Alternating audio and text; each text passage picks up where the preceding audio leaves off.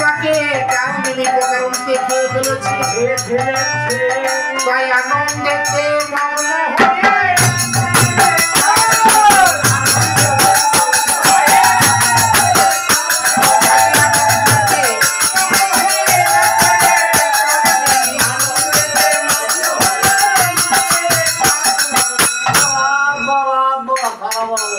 আচ্ছা হঠাৎ বরাদ গুছায়ও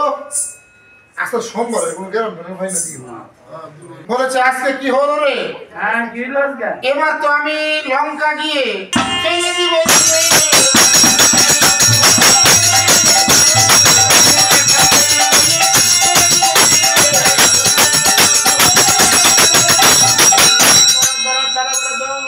এবার বন্ধ ধরে ডাকবে আমার মহারাজ বলিয়া মাঝখানে নাচিব আমি কমর ধরা দিয়া উচ্চলা দিয়া এইভাবে তো আনন্দ করিতে করিতে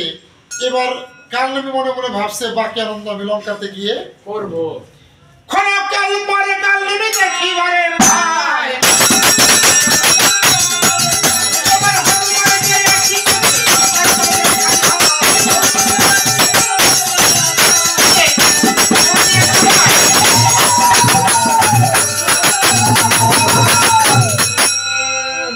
এবার হনুমানকে দেখে প্রথমে হয়েছে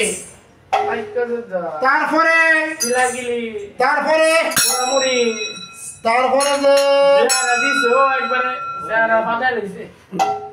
এবার তো কেউ কাউকে হটাতে পারছে না দুজন তো শক্তিশালী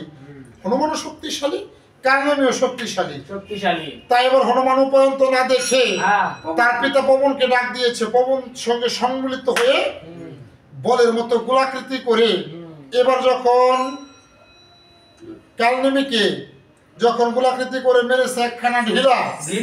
একবারে গিয়ে পড়েছে লঙ্কার সব হাতে বলছে আয় বন্ধ ধরি তোমার নতুন স্বামী আইছে কি নতুন স্বামী আইছে দিন রাজা হইতে কইছে ও তাই রাজা হইলে